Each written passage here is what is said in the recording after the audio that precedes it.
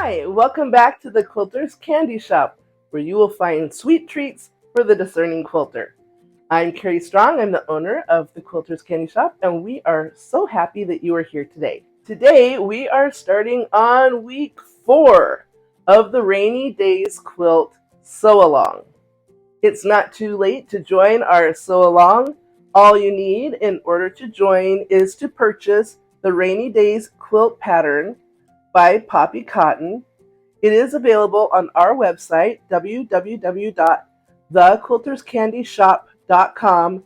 That's The Quilters Candy Shop, SHOPPE, because we never make anything easy for ourselves, .com.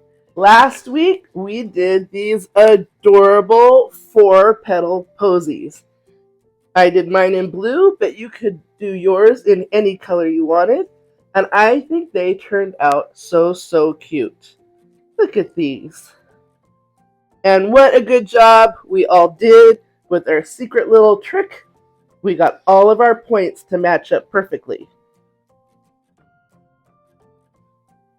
Look at that. This week we have a super simple block. It is the poppy, and it's this one right here. On the pattern, it's done in green, but you can do it in any color you like. It has a little centerpiece that you're going to take from scraps from one of your other blocks, and it's got a 4-leaf stem, just like the one we just finished. So come along with me to the studio and we'll pick out some fabric for our blocks. Okay, here we have the fabrics that I'm going to be using for my block. We are going to be working on flower number 7, and that is the poppy block. I am also going to be doing mine in green, and I have this cute little stripe to put in the center, and my leaves are going to be out of this really dark green that I absolutely adore. So now we have to cut out the pieces for our block, and I'll meet you right back here. Okay, so here we have all of our pieces cut out. Now remember, on this pattern for our poppy, which is flower number 7, you're going to be making 3 flowers. The instructions give you all the information for 1, so you'll need to multiply everything by 3. So for A, you'll need 3 of your centers.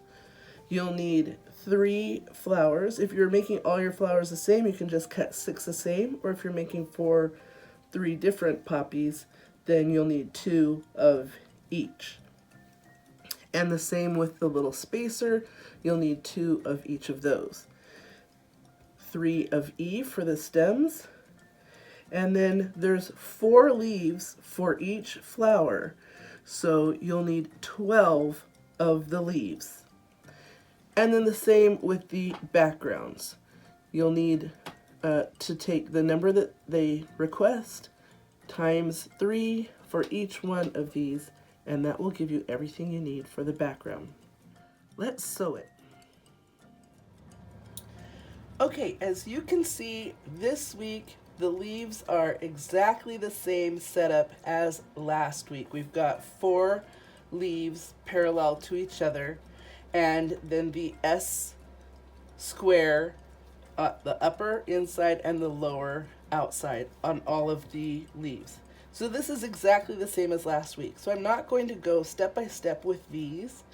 If you need a refresher, you can look back to last week. But here we have a chance to work really quickly.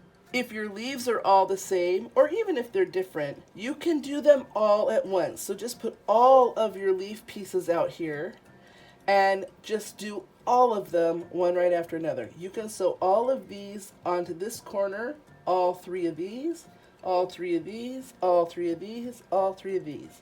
And then come back, bring them back just like we did last week, and then use these to make the upper corners, all 3 of them. This one, then this one, then this one, then this one. It's a much faster way to make the leaves than doing them one set at a time. And just a reminder, if you're not using the diagonal seam tape, which makes your life easier, then you will need to mark all these with a fusion marker. Okay, and here we have all 3 of the stem sets. I did it all at once in assembly line sewing. They all came out great, and it took probably 30 minutes to get all of these done. So now we're going to go on to the flowers. Right, so let's get started on the flower. For the flower, you're going to need 2 of B, 2 of C, presumably they're going to match, 1 of A, that's the center. This is the top and the bottom of the flower. These are the little sides. This is the center. So we are going to have to do stitch and flip on the upper and lower corners of this. That's all there is to this. So on the wrong side of your squares, mark your diagonals or use your diagonal seam tape and do all 4 of the corners of your flower to make a circle. Don't forget to use a scant seam allowance by making this point go just to the side of your center line, or sewing down the side of your line if you're marking your squares.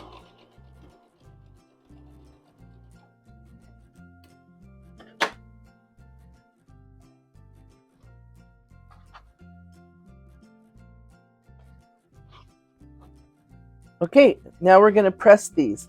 Just a side note, because these are all done exactly the same way, you should be able to do all 3 of your flowers at one time. Just get all of them marked and all of them done on the corners. But for this purpose, I am just showing you the one flower.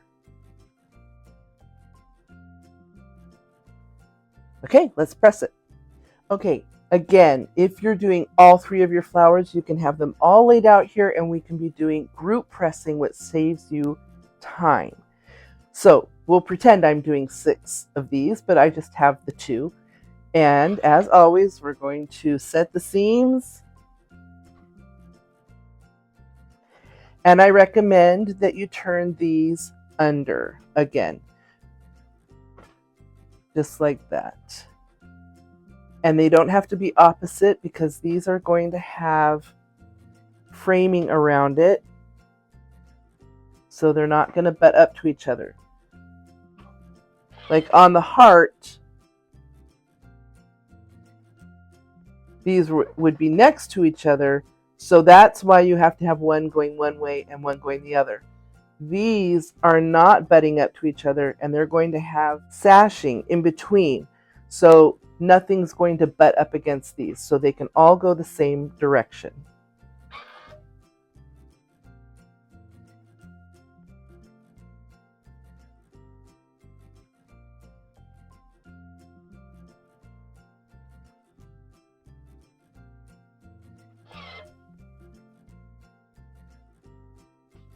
There you go. Next step is to trim the excess.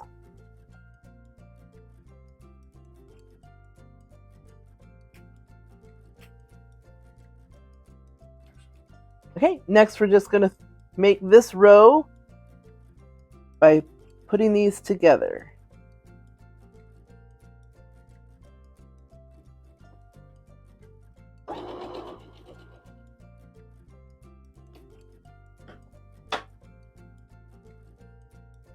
Here you have an option for pressing. Because you've got just one flat piece to attach to, you don't have any seams or points to match, you can either press all these one way, or you can press them out, you can press them in, or you can press them open. I'm only showing you these options because when you're doing other pieces, these are things you'll want to think about when putting pieces together, to know that you have all these options for your seam allowance so you can make the best fit to your next piece. This will be helpful in the future. So for this one, I really like the way it looks with the open seam, so that's how I'm going to press mine. Again, this pattern has no pressing instructions, so that's why we have all these options. If a pattern is giving you pressing instructions and recommending that you press a seam allowance one way or another, open or to the side. I would recommend following their instructions because they've probably figured out the best way for this to go together. So here we are, 2 more seams, and our flower, our poppy, will be complete.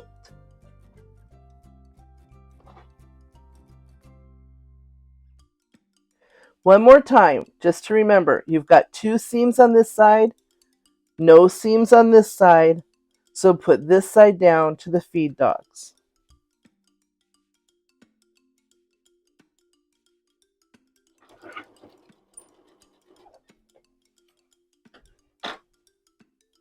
I'm going to wait to press that one and put this one on and then press it all at the same time.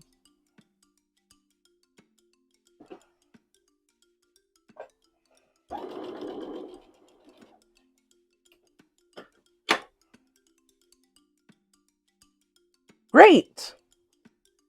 Again, you have options. You can press out or you can press open. You can press in, but you're going to have some lumps because of the bulk. So for me, I'm going to press these out.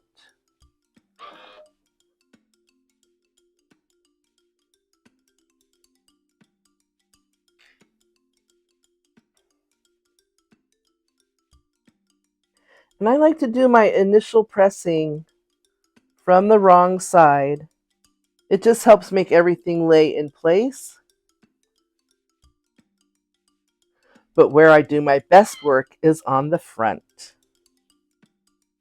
And you can see how this needs a better pressing. And now you can use the side of the iron to press out that little ledge. This is precisely why we use a scant seam allowance, because there is some of the fabric taken up when it comes up and over that thread. So we need the thread to be on the short side so that when we press this out, we get our full width of this piece.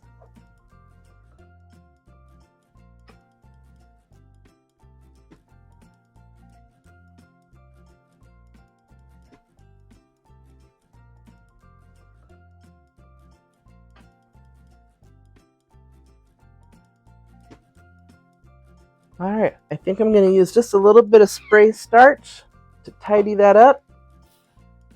Just that much. You don't have to soak it. Just a little bit will do. Ah, yes.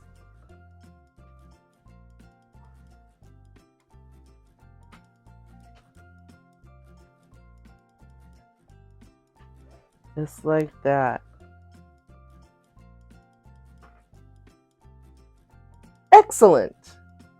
Now all we have to do is add our stem and our block is complete.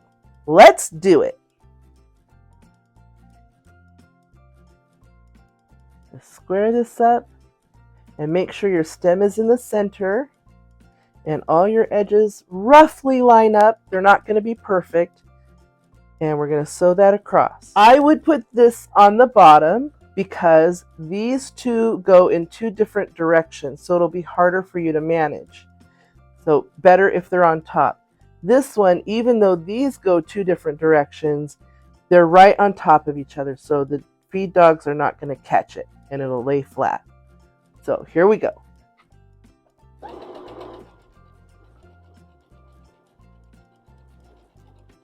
When I get to the center, I'm just going to make sure those are nice and flat on the bottom, and they are.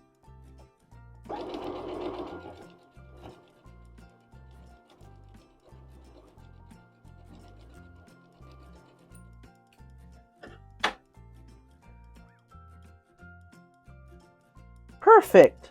Let's press it. So I've been pressing all of mine down, and I think I'm going to continue to do that. It just is going to be consistent.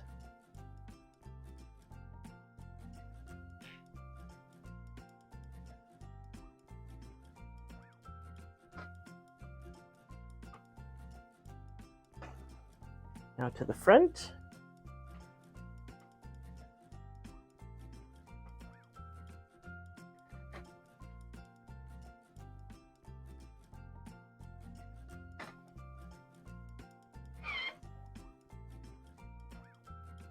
And there we are. Our poppy is finished. I think it's so cute with the little pink center and the nice round. I'm going to do my other two and we'll show them all together. Okay, and here we have all three of our poppies finished, and aren't they cute? I just love their little round heads with this cute little dot in the center. I hope yours turned out great. One thing I am going to caution you on is if you have directional fabric for your poppy, because these are cut off of this end, these will be going the wrong direction. So you may want to pay attention. If you cut so your directions go this way, make sure the direction on your fabric goes this way, or vice versa. If your fabric has a directional line going this way, make sure these go this way, just for the continuity of the flower. If you don't care and you want it to look more scrappy, then don't worry about it. But overall, I think these are adorable, and I hope yours are as happy poppies as ours. Now, go get your homework done and sew something sweet.